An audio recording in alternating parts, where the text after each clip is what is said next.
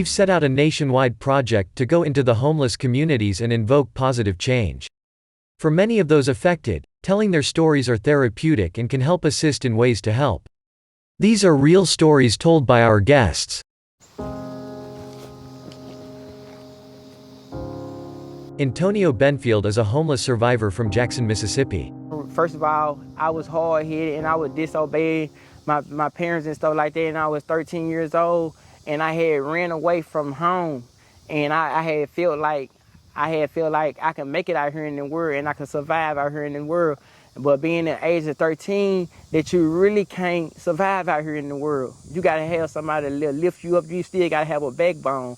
And then as I got older, I was on the same old mentality. I always want to be a man. And I was out here homeless for a whole year and a half. I was sleeping at the bus station in the chair. And it's cold outside, ain't no blankets, raining outside. I barely had shoes, clothes, couldn't get no haircut, breath smelled like, I don't even know what to say. But anyway, though, it was hard out here. It was hard out here, and at one part of the time I was homeless, and the downtown Jackson flooded. And I had to survive. I've been into places like the Bridge downtown on West Capitol, and I used to go up there to take baths and wash my clothes and get something to eat and use the phone, try to call somebody that I can talk to about my situation. And it had got so real to the point that I was trying to go suicide. I got war wounds on my arms and all on my arms, and you know what I'm saying, war wounds on my arms and everything. I was trying to go suicide because I ain't want to be up in that position. Yeah, when I was homeless, man, now I think it was stupid. Now I think it was stupid. I used to bust police's window. I've been up in a situation that I used to go up in the store and steal all type of food and run up out of the store with baskets of food and trying to make it to the other side of town. Sometimes I get caught and sometimes I get away. And I used to do stuff like busting police windows, stealing cars, or go break in some, or go bust the one out of somebody's house or anything just to go to jail, because I was homeless and I needed something to eat. I needed somewhere to lay my head at the time, and I needed to take a shower. It probably be a time that it's real cold outside. That's when I used to do when it's be cold outside and I ain't had nowhere to go. And when it's real cold outside, bro, you sometimes your body it be froze. It be froze, and you need to feel some type of heat. And you can't keep on going through the situation. If you out here homeless, you can't keep on going through the situations, because people done died out being cold before. I done been around the people in downtown Jackson that died really being cold before. They froze to death, really froze to death. And I ain't want to be up in that type of situation. I used to do all type of little unnecessary stuff. I'm gonna say unnecessary stuff just to go to jail so I can have somewhere to lay my head and have something to eat and be warm. I made it out the situation. I was blessed with a lady up in my life, somebody that I really love like a mom, and she loyal to me. And we got a real close bond, like a mom and a son. And she my mom that I never had, that I always wanted, and I respect her for that. Whew. Oh, geez. My name is Demetria Johnson, and I provide food for the homeless downtown Jackson off of West Capitol every Thursday. If you see someone in need and you have the means to help the person but you don't, the love of God can't be in your heart. You can't love God and you see your brother and sister in need, you're forfeiting what the Bible says. So you have to be either full of truth or you're falsifying. So I feel, the Bible said, be you doers of the word, not hearers only. So we got to put action behind what we say. But she saw me one day, and I was in the line, because they feed homeless people every day down there. So I was in the line just waiting on the meal, I'm hungry, my stomach touching my back, I'm hungry, real hungry. And so she asked us, did anybody been saved before? Have anybody been saved before? And I was like, I want to be saved. I want to be saved, because I was tired of going through the situation that I was going through. And I got saved. I got baptized July the 30th. I got baptized July 3rd. Ever since then, I've been going to church with her every Sunday. She been picking me up and she uplift me all type of ways. She my key to life. Like, everybody got to go to key. And she my golden key to my door. She opened up a lot of doors for me.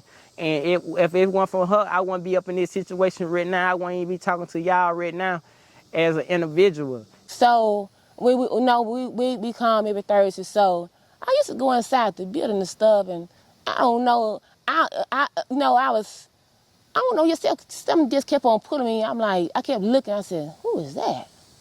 And so I seen it, and I kept walking away. But I was praying at the same time. I said, I know what you're trying to get me to do. But I said, I ain't gonna do it until you give me the check. If the Spirit of God say don't do it, I'm not gonna do it. So, okay, came this finally time and I seen him. I said, boy, just come on, get your stuff. I don't care what you got, just drop it. Just come on. I'm just like, are you serious? And yeah, I'm serious. Drop wherever you have. I don't care. I mean, you're getting a stranger you know nothing about, and once you get the pass of the person, you're like, oh Lord, oh my God, shut the front door. What the boy? I said, what in the world am I getting myself into? I mean, deep in the hole for real. And I'm someone that really has been out here for real. Like, I really had a real tough street. Like, I done did everything under the sun. And some stuff that I can talk about and some stuff that I can't talk about. And I was so homeless, like, I used to go to do crazy stuff like catch charges and everything just to go to jail. And so I can have something to eat, so I can have something, so I can bathe and stuff like that, you know what I'm saying? And I was like, man, like, I got to get up out of there. I can't be catching these charges because one day it could be a point that I catch a big charge or something that really can get me thrown away, and I could do a whole lot of time, or I can do a life sentence. So I had to retrain my mind frame, you know what I'm saying, my thinking, you know what I'm saying. And I've been up in a homeless situation. Like, I was going to the hospital. I go to the psych ward. I go to the psych wards and lay up about a week or two, or a couple of weeks, 3 weeks, or a month, or anything, you know what I'm saying. And just to try to leave the streets. But at the same old time, when you up in a situation like that, when you do stuff like that, you got to go right back to the street. So it's up to you what you got to do with your life. Give your life up to God. That's the best thing. I can't lie, that's the best thing, man. And I done gave my life up to God, man. I've been a changed person ever since. I don't do nothing like I used to do no more. How has Antonio affected your life? Oh, wow. You want to know that for real? Okay. Oh, man. Ooh, wee. I won't say 100. I'll say 110 plus. Oh, wow. But you know what? You can't be so fooled by looks. Oh, he's a thug. Oh, he's a robber. Oh, I got to put him to do something now. He finna do something. No, I just let you know, like I said, if God was in it, you got to make sure it's God. Now, if God is in it, you ain't going to have no fear. Oh, no, you ain't going to fear anything. So he came in and he just blended in. I said, okay, yeah. Hey, I'm going to tell you something now. Very respectful. Gentleman, I'm telling you, when I say respect, I mean respectful. I don't care what the past was, but what I see, what God let me see, very respectful. Very respectful. If he needed a reference or if he need anything from me, if I got it, I'm gonna give it to you, even the shoes, whatever. He need to get my car and go across town. I wouldn't care about it. He go the key, go on, bye. I'll see you later. I mean, that's where I feel. That's where the relationship is. That's how I feel. And being a homeless man, I look at the homeless people and I be trying to uplift every homeless person I can. We give shoes and food and clothes away every Thursday. We be at the bridge every Thursday again. Food, clothes away. And these homeless people, they love stuff like that. You know what I'm saying? And I always tell my testimony when I'm down there, because I used to be up in the same old position. I tell them that y'all saw me down here plenty of time. Y'all saw me down here plenty of time up in this same old line, waiting on street mama or sister Didi for a plate or something. You know what I'm saying? Man, it's crazy thing I saw out there when I was homeless in the street, man. People fighting over food, man. Ain't like yesterday, we had a situation like when we was downtown. It's almost 2 fights broke out because one lady, she'll wait. She was already in line waiting on the food, and the other lady came up and got in front of her. And a lady, she had took off on her. I can't lie, she stole on her, she punched her a couple times and stuff like that, you know what I'm saying? But we were trying to avoid the situation now. We ain't down here for all that. We just out down here trying to feed y'all people and make sure y'all straight for the day. I want to say one morning we was going to the shower pile. It was real cold this day. And so we was just standing, we was started at one end and then we moved up. And so somebody just told me to start walking. I started walking and I seen like this van and I seen like some small hands in it. I'm like, oh wow. And so I kept walking. And lo and behold, the lady, she let her window down and I'm looking and I saw like 7 children and a young mom, and she was in the van. She had the van running because it was so cold, trying to keep her children warm. And it was not no blankets, nothing. The children barely had clothes on, and it's just crying. And so I'm in my truck, trying to pull everything out of my truck, trying to give it to them and stuff like that. And she trying to get in my truck. She wanted to stay in the truck. She wanted to get out. So, all the food I had, whatever, they were so hungry, they just ate everything I had and stuff. And I'm up here trying to run down the street, trying to get some more food because they was real hungry. So everything I had, I just gave it to them. I didn't care what it was, So, I'm looking at, you got I got somewhere to go to. You don't have nowhere to go to. So let's make somebody else more important at the time than yourself. That's the whole commission, So, yeah. In the cold time, man, made me want to bring tears to my eyes because, man, I was out there with no blanket. I was out there with no blanket, wearing a short sleeve shirt. I came to Gateway one morning just to get something to eat. It was like about 5 o'clock in the morning. And the man was like, you out here with no coat? It's cold out here. I was like, man, I ain't got no coat. And he had went up and gave me 2 coats. And I still got one of the coats in my house, a Jackson State coat. I still got both of them up in the house. And he had gave me 2 coats. And I had took the coats, I had told him, appreciate them, you know what I'm saying? It really brought tears in my eyes because I was out there in the cold and it was 5-something in the morning that I really need that coat the night before. And people are homeless, they probably got extra coats or anything because they collect clothes every day. And they collect clothes every day. They could have had extra coats and everything. But he blessed me with a coat and he made me feel better.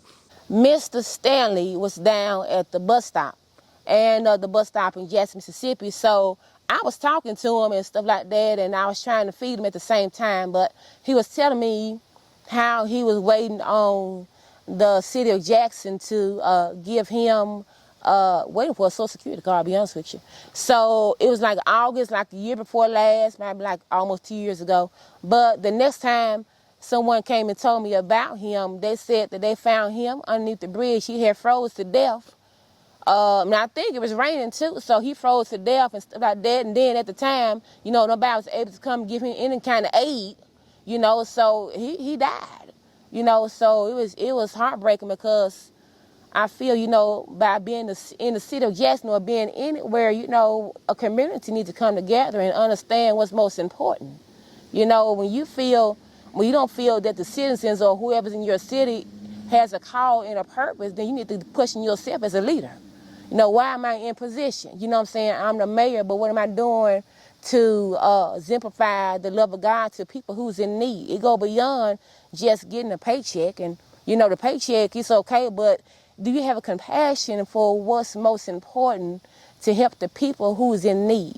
It got to be a heart and it got to be compassion in this now. It's not just behind the desk and doing stuff just to be doing out of routine. We got to start putting this thing into action.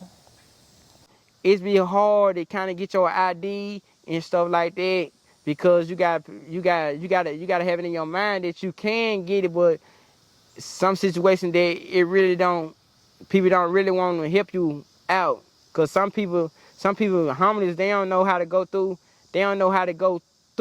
how getting their ID, and then sometimes with your Social Security you gotta go on the other side of town. You probably got to go on the side of town and you ain't got no transportation. The bridge is a nice place to be, though. If you homeless out here, and the bridge is a nice place to be because the bridge can help you get your Social Security Like if you get food stamp, they can help you get your food stamp. You get disability, they can help you get your disability on. And the opportunity center around the corner, it take a little time, but they can help you get your social security card, your birth certificate, and your ID. And you know what I'm saying? But it's gonna take a little time though. It's gonna take a little time, but they will also help you. They will also help you though. I feel that we, the church, that we have to take God wherever we go. You understand what I'm saying? We have to let the light of God show in this dying world, because this world's dying day by day. You know, so we got to be the light that people are looking for. You know what I'm saying? And we can't wait and see who's going to do it. I don't care who. It can be in the church. You can be pastor, teacher, prophet, whoever you are. You know what I'm saying? You know, that title don't mean nothing. Walking, like if you were walking somewhere and you couldn't get to the bus station in time, like, you know what I'm saying, and then it started raining. So if it started raining, man, sometimes, man, you get your shoes wet and everything. Like, you gotta walk through water. Like, it was raining one time, they had rain so bad that it was flooding downtown. Downtown was flooded. And just to get to one spot to the other side, you had to walk in water. You had to walk in water and all that. And I done walked in water to the points that, man, my shoes, my socks and everything were wet. And then you been walking all day, so your feet gonna turn white with, like, your feet's gonna turn right, and you already know how it gonna look, you know what I'm saying? And you ain't got nowhere to go. You homeless, and you really just can't take off your shoes and just rest your feet, and you know what I'm saying, and rest your feet like you supposed to, because you a homeless person, because you homeless. And I'm just not shaking back. Like, I'm just not shaking back. And you see me now, bro, you won't even look at me, you won't even think that I'm homeless. I've been up in that situation, because I dress nice, I keep my hair cut, man. I get money, like, I look like a superstar without the cameras, you hear me? I look like a celebrity now without the cameras. We have to start showing the love of God. And people say we go to church and we going to, no, the church is not the four walls you go into. The church is you. And you represent God everywhere you go. And when you represent God, people are going to be watching. They're going to be taking notation of how you present yourself and you're doing what you're doing to exemplify the love of God. It's kind of hard to get a job because you got some people don't want to hire you about because of your background. And you know, a lot of people got backgrounds, a lot of people did stuff and made mistakes in their life. And you know what I'm saying? Some people that shook back off their mistakes, and some people is doing better. But the ones that are homeless and stuff, people don't want to get them a job because of their situation, their background and stuff like that. I want God to bless me to have a heart of compassion, that whoever is in need, it don't matter if you come across the world, across the street, whoever it is. You know what I'm saying? I mean, I want to be available. I would like to say the changes in my lifestyle, you know what I'm saying, when I met Miss Diddy, Sister Johnson, my mother now. You know what I'm saying? I can shower like I want to.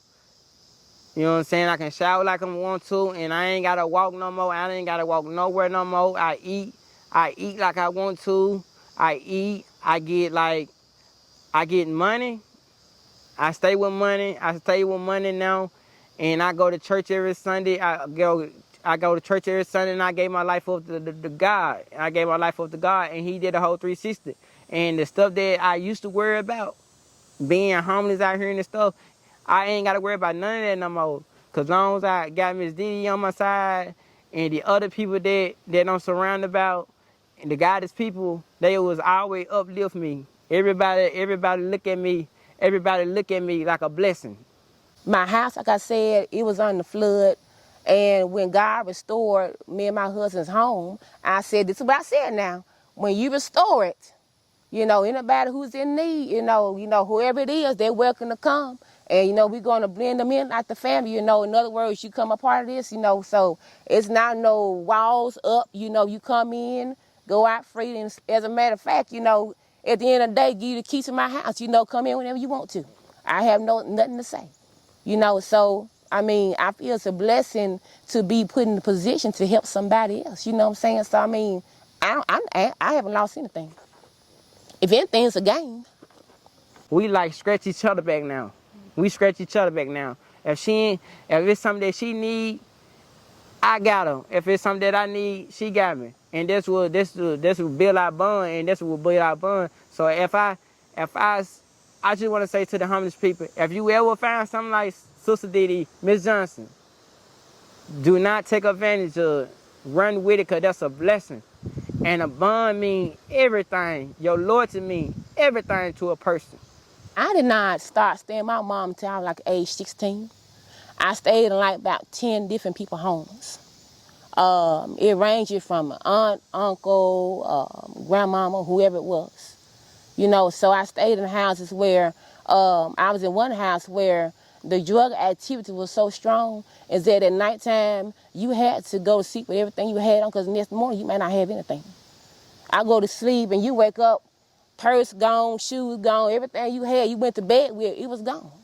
So my dad, my biological dad, he was real abusive and stuff like that. And, he was trying to constantly just take me from house to house to house to house to house for my mom and stuff like that, But unfortunately, because of them wicked ways, he died a terrible death.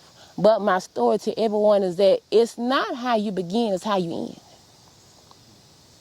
Are you trusting God at the beginning, but it's really the middle part. Are you trusting the process of what God is trying to do? You might not understand it. It might not make sense to you while you're going through all this stuff. But at the end, if you trust in God, God will bless you to give you the strength to rise above it all.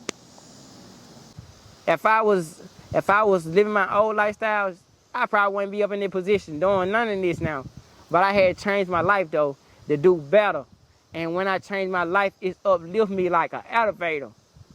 I was on the first floor at first. Now I'm on the 12th floor.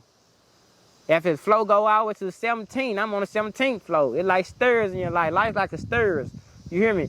And you gotta take one step at a time. And I just want to say again, I thank to God for blessing me and lifting me up and making me a stronger and better man and helping me out of my situation.